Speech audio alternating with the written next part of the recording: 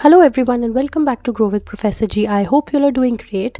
In this video we are going to talk about the PhD update for July 2025 session for Indian Institute of Technology Delhi, that is IIT Delhi, and in this video we are going to talk about Indian national applications. So if you are an international student or a foreign national, you can look up to my previous video of which I have attached the link in the description box. So let's get into the video ahead. Before moving ahead, इस channel को subscribe कर दो, bell icon press कर दो और इस video को like कर दो ताकि आप कोई भी अपडेट हमारे चैनल से regarding research and PhD opportunities miss नहीं करो। तो आप जैसे ही आईआईटी दिल्ली की वेबसाइट ओपन करोगे वहाँ पे पीएचडी एडमिशन्स में आपको ये ब्रोशर दिखाई देगा। Let's read the brochure together. So this is the timeline that they have given here. So submission of online application commences on March 22, 12 noon.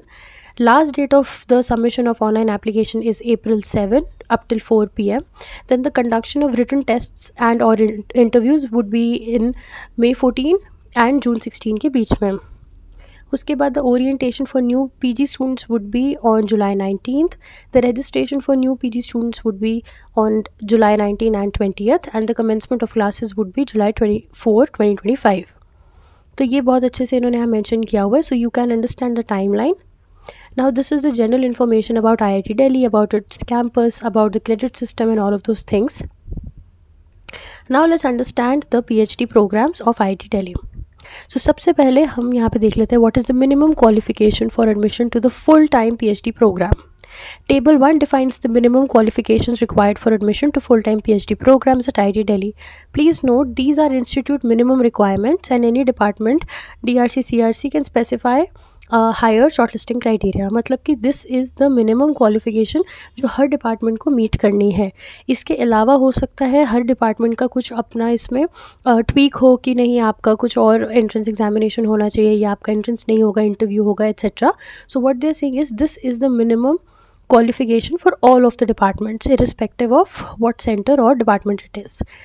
Then they've written, in addition to the qualifying degrees listed in the shortlisting criteria, the consideration of equivalent degrees, if any, rests with the department, center or school. तो जितनी भी qualifying degrees इन्होंने यहाँ mention करी हुई है, अगर उसकी इक्विवेलेंसी जो है वो आपका डिपार्टमेंट ही डिसाइड करेगा. This table includes most of the degrees but each DRC is free to specify the qualifications. तो ये उन्होंने बोला हुआ है कि ये मिनिमम जो है ये ज़्यादातर डिग्रीज़ इस टेबल में मैंशनड है. इसके अलावा अगर कोई स्पेसिफिक डिग्रीज़ की कोई डिपार्टमेंट जो है वो रिक्वायरमेंट रखता है तो वो खुद से ही उसको मैंशन कर देंगे. Then candidates in the final year of their programs and who expect to complete all the qualifying degree requirements before the date of registration are also eligible. तो अगर आपको लगता है कि आपके सारे डॉक्यूमेंट्स जो हैं ऑफ योर लास्ट सेमेस्टर, अगर आप मास्टर्स में हैं भी या अपने बैचलर्स में भी हैं 4 years बैचलर्स में, तो अगर आपको लगता है कि बिफोर द रजिस्ट्रेशन डेट जो ऊपर मेंशन करी थी, अगर आपके पास सारे डॉक्यूमेंट्स आ जाएंगे उससे पहले, that means your final marksheet, your migration and all of those certificates, then in that case you can apply here. Now let's read the minimum qualification for the full-time program. So for qualifying degree इन्होंने बता रखा है आपको कि यहाँ पे M.Tech, ME, MD, MDes, साइन और इक्विवेलेंट यहाँ पे उन्होंने बोला है. आपके पास अगर ये क्वालिफाइंग डिग्री है so you need to have 60% marks और 6 GPA on a 10-point scale. उसके बाद आपकी कोई नेशनल एग्जामिनेशन की रिक्वायरमेंट यहाँ नहीं है. Then it is MSc, MBA, MA, MBBS और equivalent. So if you are from social sciences field, तो अगर आपके पास MA psychology है, MA sociology है, so you need at least 60% marks और 6 CGPA on a 10-point scale. And आपका GATE, NET कुछ भी यहाँ पे जो है वो नेशनल लेवल एग्जामिनेशन आपका क्वालिफाई होना चाहिए. Then for people जिनके पास BE या BTech है या equivalent, that means 4 years bachelor's program, you need at least 70% marks और 7 CGPA on a 10-point scale. Along with that आपका जो GATE, NET है etc. वो qualified होना चाहिए. फिर according to the Government of India rules, exemptions are mentioned here. You can read through that. उसके बाद requirement of qualification in GATE national exam is waived for the following categories of applicants. Currently registered students in the centrally funded technical institute CFTIs pursuing BTech, BE integrated, MTech, MSc programs, तो उनके अगर ये CGPA है कम से कम 8 on a scale of 10, such students must obtain a CGPA of 8 or above at the time of graduation and before they formally register for the PhD program. तो उनको ये national examination submit करने की ज़रूरत नहीं है.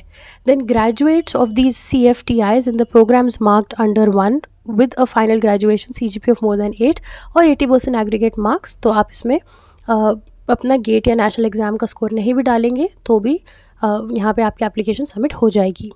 Then MA or MSc graduates from IITs with a CGPA of 8 or above.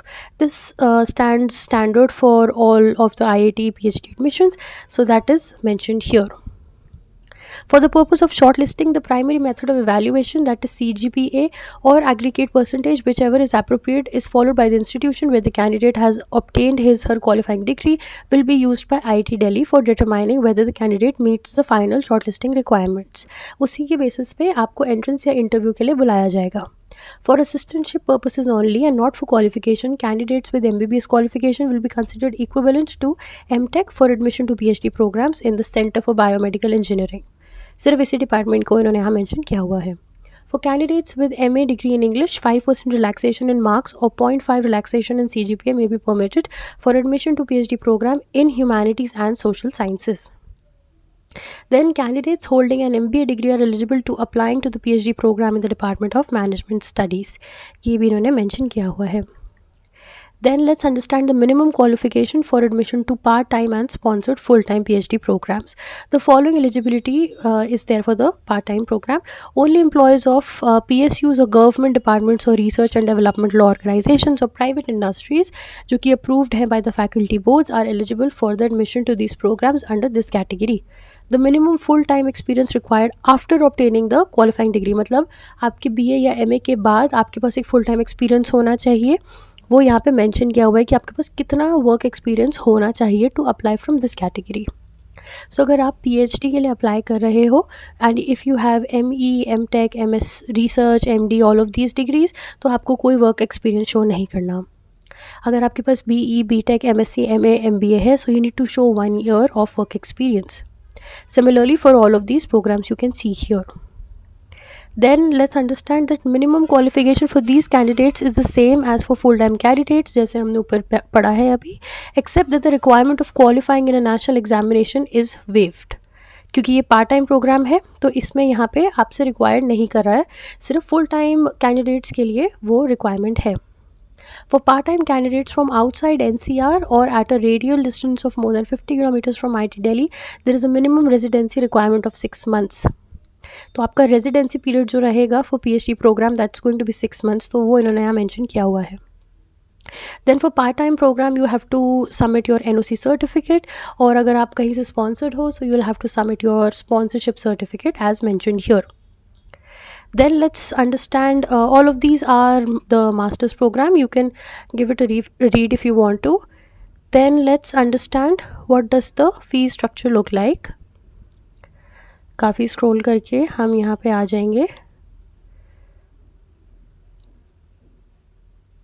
So this is first the application procedure. एक बार पहले ये देख लेते हैं. The submission of application is only through the online procedure. Candidates are not required to send the hard copy of their application form. Online submission of the application form may be made by accessing the institute website. ये जो link है I'm going to put it in the description box and I'm going to show you here also. Candidates belonging to general, OBC, EWS category are required to pay for each application a fee of ₹200 and the candidates belonging to SC, ST, PWD are required to pay ₹50. ये आपको यहाँ mention किया हुआ है. उसके बाद आपको बताया है कि सेपरेट एप्लीकेशन आपको भरनी है फॉर ईच डिपार्टमेंट और for each program that you are applying to. Then these are the information for the hostel accommodation. क्या प्रोसेस रहता है, क्या चार्जेस रहते हैं, वो आप यहाँ पे देख सकते हो. Then this is the registration for courses, कि कैसे आपका पहले कोर्स वर्क होगा, उसके बाद आपका रजिस्ट्रेशन होगा and all of those things. Now let's understand the fee. यहाँ पे as mentioned here, institute dues payable by 2025 entry for PhD, MTech, all of these students. Schedule of fee applicable per semester, जैसा यहाँ mention किया हुआ है. Category wise भी इन्होंने mention किया है, यहाँ पे आप देख सकते हो. For full time PhD students, for general it is 7500 as mentioned here. Tuition fees is 7500, other charges is 22,400 and total is 29,900. Similarly for SC, ST, PWD कोई ट्यूशन फ़ी नहीं है, अदर चार्जेस और टोटल अमाउंट आपको यहाँ दे रखा है. For part-time also you can see it is 17,500, then 20,150, total amounting to 39,900. So all of this fee information you can see from here. Then this is the hostel related charges. If anybody wants to avail the hostel facility here, then you can see that. Now let's understand that what are the assistantships for the PhD students. So assistantships amount for full-time institute PhD scholars. For first 2 years it is 37,000, and for the next 3 years it is 42,000 per month, exactly like the JRF. Maximum जो आपकी ये fellowship रहेगी, assistantship रहेगी, that's going to be for 5 years as mentioned here. Apart from this आपकी क्या duties and roles रहेंगे वो आप यहाँ पे पढ़ सकते हो. All of these pointers are about the same thing. Then you can see the different departments that are mentioned here. You're given the telephone and email ID here. आप उनको कंटैक्ट कर सकते हो अगर आपको कोई पर्टिकुलर क्वेरी होगी. Apart from that you can scroll down and see the different departments और उनके रिसर्च एरियाज़ क्या हैं. तो ये सबसे ज़्यादा इंपॉर्टेंट है. While you apply to a PhD program you need to actually see कि जो आप यूनिवर्सिटी में अप्लाई करना चाह रहे हो उसमें आपका रिसर्च एरिया है भी या नहीं है. So as you scroll down you can see Department of Civil Engineering, Department of Chemical Engineering. ऐसे ही आप नीचे scroll down करके अपने डिपार्टमेंट के बारे में भी पढ़ सकते हो. So for example Department of Humanities, Literature, Sociology, Psychology, Linguistics, Philosophy, Economics, Psychology, Cognitive Neuroscience, History.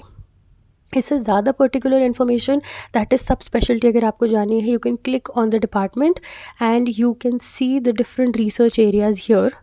यहाँ पे आप स्क्रॉल डाउन करके फैकल्टी के बारे में पढ़ सकते हो यहाँ पे. You will be easily finding कि उनके क्या रिसर्च एरियाज़ हैं और आप किस फील्ड में यहाँ अप्लाई कर सकते हो. So all of this information is given to here for the PhD admission to IIT Delhi, and these are the codes that you need to use while applying for the program here. Now let's understand कि हमको apply कैसे करना है. So after you click on this apply now button here, यहाँ पे आपको user name और password अपना एंटर करना होगा और उसमें अपनी फिर जनरल इन्फॉर्मेशन भरना होगा, जैसे नेम, एड्रेस, क्या आपकी क्वालिफाइंग डिग्रीज थी, अपने मार्कशीट्स आपको पुटअप करनी होंगी, अपना GPA ऐड करना होगा और ब्रॉड रिसर्च एरिया आपको यहाँ अपलोड करना होगा. After all of this, after you submit your application you will see your dashboard looking like this. तो इसमें दिखेगा कि आपने किस प्रोग्राम में अप्लाई किया है, क्या आपका एप्लीकेशन रेफरेंस नंबर है, what is the program that you applied to, what is the department, what is the preference that you have given and कौन सी डेट में आपने सबमिट किया है. आपको सारी इन्फॉर्मेशन यहाँ पे दिखाई दे जाएगी. So as you can see the call letter mentioned here, you have to download it and keep it with yourself when you go for the entrance and interview. So you have to make sure that you download this in PDF form and take it along with you in your entrance and interview. So this is the information for the PhD admission at IIT Delhi. I hope you liked our video. Thank you for watching and we'll see you next time. Bye.